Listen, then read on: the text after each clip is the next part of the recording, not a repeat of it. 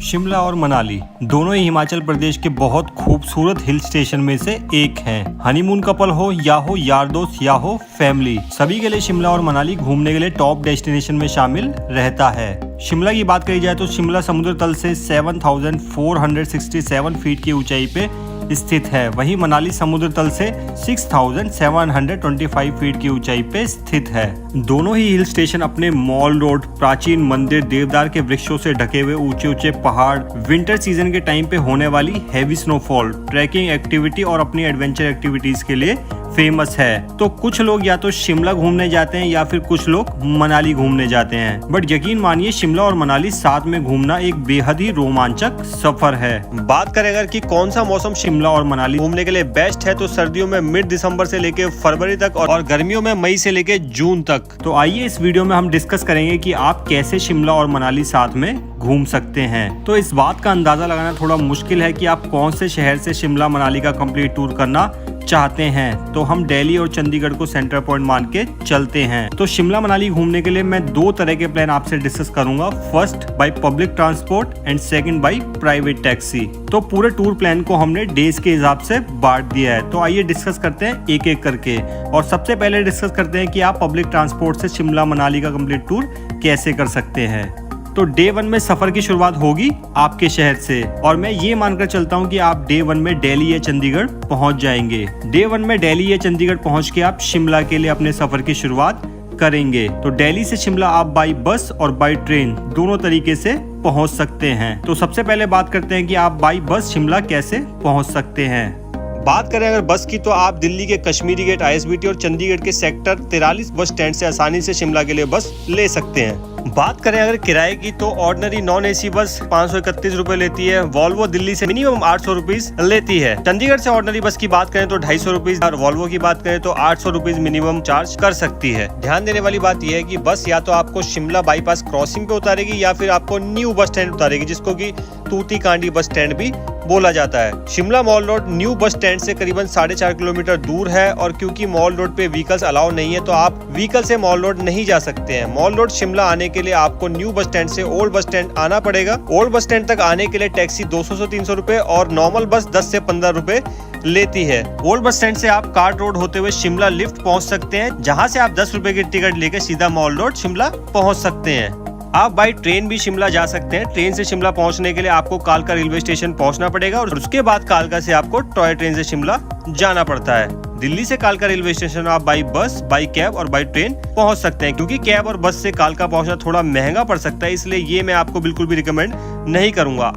दिल्ली से कालका जाने के लिए ट्रेन सबसे बेस्ट ऑप्शन है, और दिल्ली से कालका के लिए काफी सारी ट्रेन भी अवेलेबल है। ज्यादा ट्रेन होने की वजह से मैं सभी का किराया आपको नहीं बता सकता, बट हर एक क्लास का मिनिमम किराया आपको ऊपर स्क्रीन पे शो हो जाएगा। बात करेंगे चंडीगढ़ से कालका पहुंचने की, तो चंडीगढ़ से कालका पहुंचने का सबसे सस्ता तरीका भी ट्रेन से ही है। तो आप चंडीगढ़ से कालका वाया ट्रेन आ सकते हैं, और उसके टिकट आप ऑनलाइन बुक कर सकते हैं। ध्यान देने वाली बात यह है कि दिल्ली या चंडीगढ़ से अगर आप कालका बाई ट्रेन आ रहे हैं, तो आपको बुकिंग हमेशा यह ध्यान में रखकर करानी है कि कालका से शिमला की ट्रेन कितने बजे की है, क्योंकि कालका से शिमला की ज्यादातर ट्रेन मॉर्निंग में चलती है। तो कालका से शिमला की ट्रेन के टाइम के अनुसार ही अपना दिल्ली या चंडीगढ़ से कालका के लिए टिकट बुक करें, ताकि आपको ज्यादा देर कालका के रेलवे स्टेशन पे समय ना बिताना पड़े। तो आइए अब बात करते हैं कि कालका से शिमला के लिए कौन कौन सी टॉय ट्रेन अवेलेबल है, उनका किराया कितना है और उनका टाइमिंग क्या है। 52453 कालका शिमला एक्सप्रेस, जो कि सुबह 6:20 पे चलती है और 11:35 पे शिमला उतार देती है।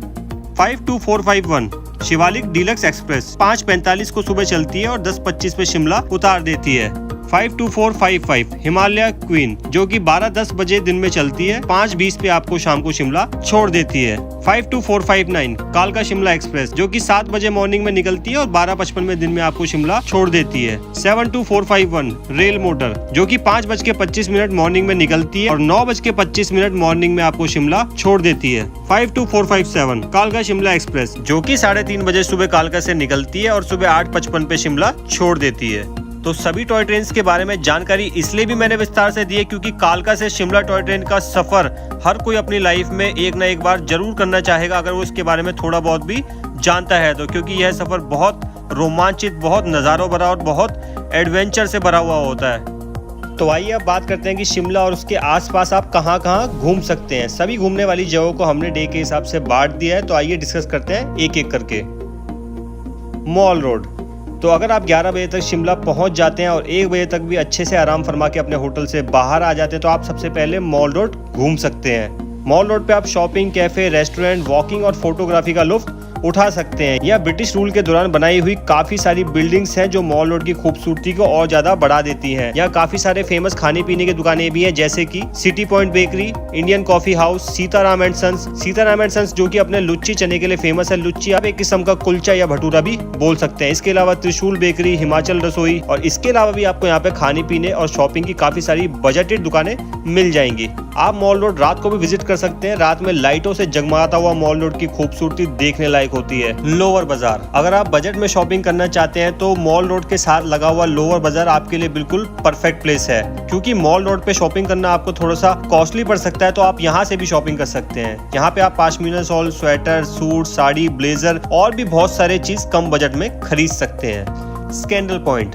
आपको बता दूं, अगर आप राजीव गांधी खेल परिसर होते हुए या शिमला लिफ्ट की तरफ से होते हुए मॉल रोड का सफर शुरू कर रहे हैं तो मॉल रोड के अंतिम छोर पे स्थित है स्कैंडल पॉइंट। यहाँ से एक रास्ता द रिच शिमला को जोड़ता है। बात करें स्कैंडल पॉइंट की, तो इसको स्कैंडल पॉइंट इसलिए भी बोला जाता है क्योंकि 1892 में पटियाला के महाराज भूपिंदर सिंह को शिमला की वायसराय की बेटी से प्यार हो गया था और इसी स्कैंडल पॉइंट से वो वायसराय की बेटी को लेके भाग गए थे, तभी से इसका नाम पड़ा स्कैंडल पॉइंट। दी रिज शिमला, दी रिज एक खुला मैदान है जहां एक तरफ आप क्राइस्ट चर्च तो दूसरी तरफ आप इंडियन फ्लैग को लहराते हुए देख सकते हैं। क्राइस्ट चर्च की बात करें तो अंग्रेजों द्वारा ये 1857 में बनवाया गया था और इसकी खूबसूरती देखते ही बनती है। द रिज से आप एक तरफ खूबसूरत पहाड़ तो दूसरी तरफ आप जाकू मंदिर में लगे हुए हनुमान जी की मूर्ति देख सकते हैं। इसके अलावा यहाँ से आप ब्यूटीफुल सनसेट भी देख सकते हैं। View point Shimla, Christ church के बराबर से निकलता हुआ एक रास्ता आपको जाकू मंदिर लेकर जाता है। इसी रास्ते पे थोड़ा सा ऊपर चलते ही आपको एक हट जैसा प्लेस मिलता है जिसको व्यू पॉइंट के नाम से भी जाना जाता है। आप यहाँ से पूरा शिमला अच्छे से देख सकते हैं और पूरा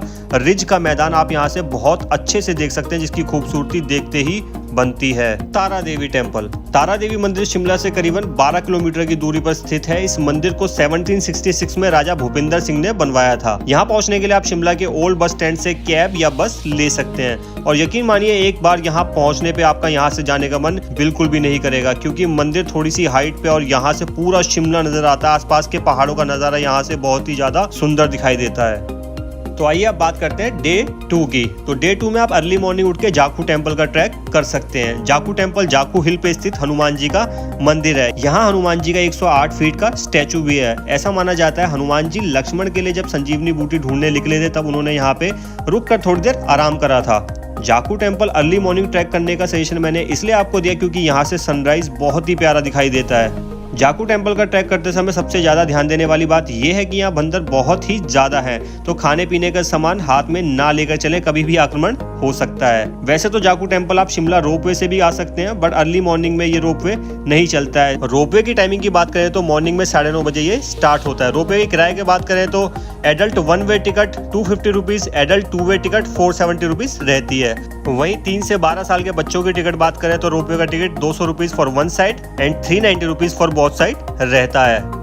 कुफरी, बात करें अगर कुफरी की तो कुफरी शिमला से 13 किलोमीटर दूर है। शिमला से कुफरी बाई टैक्सी 800 से 1200 रुपए लग सकते हैं और बाई बस करीबन 40 रुपए कुफरी तक के लग सकते हैं। वैसे तो आप कुफरी किसी भी सीजन में जा सकते हैं, बट कुफरी घूमने का सबसे best season Jan to Feb रहता है। जनवरी में जब यहाँ स्नोफॉल हो जाता है तो यहाँ के नज़ारे किसी जन्नत से कम नहीं लगते हैं। कुफरी से कुफरी टॉप पहुंचने के लिए या तो आप हॉर्स राइड कर सकते हैं जिसका किराया 500 rupees for up and down रहता है, या फिर आप ट्रैकिंग भी कर सकते हैं। कुफरी में आप नाग टेम्पल विजिट कर सकते हैं। इसके अलावा काफी सारी एडवेंचर एक्टिविटीज जैसे जिप लाइनिंग, गो कार्टिंग वगैरह कर सकते हैं। इसके अलावा आप और भी बहुत सारी एक्टिविटीज कुफरी में कर सकते हैं। Green valley, green valley Shimla से 7 किलोमीटर दूर है और खास बात यह है कि ये प्लेस शिमला से कुफरी वाले रास्ते के बीच में ही आता है। ग्रीन वैली देवदार के घने हरे भरे जंगलों से घिरा हुआ है। ये प्लेस शांति में थोड़ा समय बिताने और फोटोग्राफी करने के लिए बहुत ही शानदार है। नालदेहरा, डे 2 में आप नालदेहरा भी विजिट कर सकते हैं। नालदेहरा शिमला से करीबन 24 किलोमीटर की दूरी पर स्थित है। यह बहुत ही खूबसूरत हिल स्टेशन है। ब्रिटिश रूल के दौरान लॉर्ड कर्जन ने यहाँ गोल्फ कोर्स बनवाया था। आप यहाँ एक तरफ देवदार के घने पेड़ तो दूसरी तरफ बर्फ से ढके हुए या कोहरे से ढके हुए पहाड़ देख सकते हैं, जिनके बीचों बीच है गोल्फ कोर्स। क्योंकि कुफरी में भीड़ काफी ज्यादा रहती है। तो अगर आप एक शांतिमय और नजारों से भरी हुई जगह आना चाहते हैं तो आप कुफरी के साथ साथ नालदेहरा भी आ सकते हैं। कुफरी और नालदेहरा के नज़ारे इतने खूबसूरत है कि चाहे तो एक रात आप यहाँ होम स्टे, कैंप या रिजॉर्ट में भी रुक सकते हैं।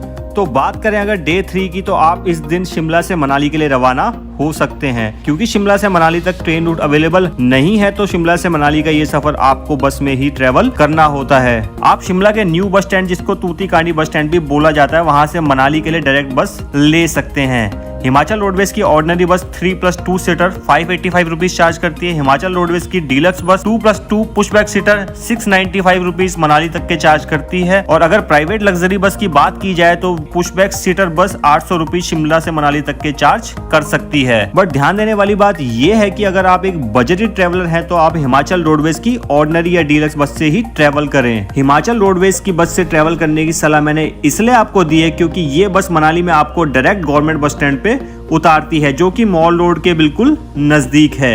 अगर आप प्राइवेट बस से ट्रेवल करते हैं तो वो आपको वॉल्वो प्राइवेट पार्किंग में उतारती है और वहां से मॉल रोड करीबन 2 से 2.5 किलोमीटर दूर है। तो वहां तक सामान के साथ जाने में आपको काफी दिक्कत हो सकती है या फिर आपको वहां तक जाने के लिए कैब करनी पड़ सकती है। तो अगर आप एक बजटेड ट्रेवलर हैं तो कोशिश ये करें कि आप हिमाचल रोडवेज से ही ट्रेवल करें। इसके अलावा आप मॉल रोड के आसपास ही अपना बजटेड होटल, हॉस्टल या होम स्टे भी देख सकते हैं ताकि लोकल साइट सीइंग वगैरह के लिए आपको आसानी से मॉल रोड के पास बने गवर्नमेंट बस स्टैंड से बस या टैक्सी मिल सके। अदरवाइज अगर आप अच्छा खासा बजट बनाकर आए हैं तो फिर आप मनाली में कहीं भी रुक सकते हैं और प्राइवेट बस से भी शिमला से मनाली आ सकते हैं। शिमला से मनाली की दूरी की बात की जाए तो 240 किलोमीटर का ये सफर आप करीबन 8 घंटे में तय कर सकते हैं। शिमला से मनाली का ये सफर बड़ा ही रोमांचक और नजारों भरा होता है। इस सफर के दौरान आप सुंदरनगर लेक, मंडी में बने पंडो डैम, कुल्लू शहर, साथ साथ बहती हुई ब्यास नदी, कुल्लू की और टनल, रिवर राफ्टिंग के नजारे, कुल्लू के नजदीक आसमान में उड़ते पैराग्लाइडर्स और हॉट एयर बैलून के नजारों का लुत्फ आप बस में बैठे बैठे देख के उठा सकते हैं। तो मैं ये मान के चलता हूँ कि आप अर्ली मॉर्निंग में 8 बजे बस में बोर्ड करके शाम को 5 बजे तक मनाली पहुंच जाएंगे। तो इस डे 3 में आप होटल चेक इन करके और थोड़ा बहुत रेस्ट मनाली में करने के बाद मॉल रोड मनाली घूमने के लिए निकल सकते हैं। शाम को लाइटों से जगमगाता हुआ मॉल रोड की खूबसूरती देखते ही बनती है। यहाँ पे आप शॉपिंग कर सकते हैं, रेस्टोरेंट वगैरह में खाना खा सकते हैं और मॉल रोड पे वॉक का मजा ले सकते हैं। और क्योंकि मैक्सिमम मंदिर, टूरिस्ट स्पॉट शाम के टाइम पे बंद हो जाते हैं तो ज्यादा कोई घूमने का ऑप्शन आपके पास शाम को नहीं बचता है। तो आप इसके बाद जाके डायरेक्ट होटल जाके वहां पे रेस्ट कर सकते हैं और शिमला से मनाली के सफर के दौरान हुई थकावट को दूर कर सकते हैं। अब बात करते हैं डे 4 की। तो डे 4 में आप मनाली लोकल साइट सीइंग कर सकते हैं, जिसमें आप घूम सकते हैं हडिम्बा देवी टेम्पल, इसी के साथ में उनके पुत्र घटोत्कच का भी टेम्पल है। दोनों टेम्पल, दोनों मंदिर बहुत ही ज्यादा खूबसूरत हैं। अगर हिस्ट्री या इतिहास के नजर से अगर आप ना भी देखें तो ये टेम्पल बहुत ही ज्यादा खूबसूरत है। यहाँ पे फोटोग्राफी और घूमने में एक अलग ही आनंद आता है। यहाँ पे आप अंगोरा रैबिट को हाथ में लेके फोटो खिंचवा सकते हैं, हिडिम्बा देवी टेम्पल के सामने खड़े होकर फोटो खिंचवा सकते हैं, आप यॉक के साथ यहाँ फोटो खिंचवा सकते हैं और काफी सारी एक्टिविटीज भी यहाँ पे कर सकते हैं। अंगोरा रैबिट के साथ फोटो खिंचवाने का 20 से 50 रुपए तक का चार्ज अंगोरा रैबिट वाले आपसे ले सकते हैं और यॉक के ऊपर फोटो खिंचवाने का 50 रुपए चार्ज लिया जाता है। इसके अलावा आप वन विहार घूम सकते हैं। वन विहार में जाने के लिए आपको 20 रुपए की टिकट लेनी पड़ती है अगर आप एक एडल्ट हैं तो, और अगर आप एक बच्चे हैं तो आपको 10 रुपए की टिकट चार्ज देना पड़ता है। वन विहार में आप काफी सारे वन्य प्राणी देख सकते हैं। इसके अलावा आप वन विहार में पैडल बोटिंग भी कर सकते हैं जिसका चार्ज 50 रुपए रहता है। क्योंकि हडिम्बा देवी टेम्पल और वन विहार दोनों साथ साथ है तो आप ज्यादा टाइम खराब ना करे बिना ये दोनों घूम सकते हैं। और सबसे प्लस पॉइंट ये है कि मॉल रोड जस्ट इसके साथ में है तो मॉल रोड भी आप आसानी से घूम सकते हैं। मॉल रोड पे आप शॉपिंग कर सकते हैं, अच्छे रेस्टोरेंट में खाना खा सकते हैं और मॉल रोड पे एक वॉक का एंजॉय आप कर सकते हैं, अच्छी अच्छी फोटो यहाँ पे खींच सकते हैं। बस ध्यान देने वाली बात यह है कि मॉल रोड में फैक्ट्री मेड आइटम जो कि दिल्ली या जलंधर से जाते हैं तो थोड़े कॉस्टली यहाँ पे रहते हैं as compare to Mall Road. आप ओल्ड मनाली से शॉपिंग कर सकते हैं जहाँ पे चीजें हैंडमेड और थोड़ी सस्ती मिलती हैं as compare to Mall Road. इसके बाद आप वशिष्ठ टेम्पल जा सकते हैं जो कि वशिष्ठ मुनि के ऊपर आधारित एक टेम्पल है। वहाँ पे एक गर्म पानी का कुंड भी है जिसमें नहा के आप अपनी स्किन डिजीजेस को खत्म कर सकते हैं। ऐसा बोला जाता है कि वहाँ पे नहाने से स्किन की डिजीज कम हो जाती हैं और ठंड में उस गर्म पानी के कुंड में नहाने में मजे ही अलग आते हैं। वशिष्ठ टेम्पल घूमने के बाद और गर्म पानी के कुंड में नहाने के बाद आप जोगनी वाटरफॉल का ट्रैक कर सकते हैं। जोगनी वाटरफॉल के ट्रैक का रास्ता जस्ट वशिष्ठ टेम्पल के बैक साइड से ही निकलता है तो साथ साथ आप जोगनी वाटरफॉल का ट्रैक भी कर सकते हैं। जोगनी वाटरफॉल ट्रैक के दौरान आप घने देवदार के वृक्षों में से होते हुए जाते हैं, जहाँ पे आप बहुत अच्छी फोटोग्राफी कर सकते हैं। आप ऊपर से बहती हुई ब्यास रिवर को भी देख सकते हैं, साथ में ढके हुए बर्फ के पहाड़ों को आप देख सकते हैं और बीच बीच में जिप लाइन की एक्टिविटी के भी आप लुत्फ उठा सकते हैं। ध्यान देने वाली बात यह है कि जोगनी वाटरफॉल ट्रैक के दौरान आपको काफ़ी सारे ट्रैकर्स मिलते हैं जो आपसे 1500 से 2000 चार्ज तक की बात करते हैं आपको जोगनी वाटरफॉल पहुंचाने के, लेकिन आप खुद से ये ट्रैक कर सकते हैं क्योंकि उतना ज़्यादा मुश्किल ये ट्रैक नहीं है। आप लोगों से पूछते हुए जाएंगे तो आसानी तक आप जोगनी वाटरफॉल तक पहुंच सकते हैं। अब बात करते हैं ओल्ड मनाली। ओल्ड मनाली अपने कैफेज, मनाली के old culture, cheap hostel, handmade woollen items, अपने वुडन के हाउसेज, इन सब चीज़ों के लिए बहुत ज़्यादा फेमस है। आप यहाँ से भेड़ की ऊन से बनी हुई हैंडमेड शॉलें, टोपियाँ और स्वेटर ले सकते हैं जो कि काफ़ी गर्म होती हैं। ओल्ड मनाली में आप मनु टेम्पल और क्लब हाउस मनाली भी विजिट कर सकते हैं। क्लब हाउस में आप काफ़ी सारी एडवेंचर एक्टिविटीज़ कर सकते हैं जैसे go karting, river crossing, zip lining etcetera.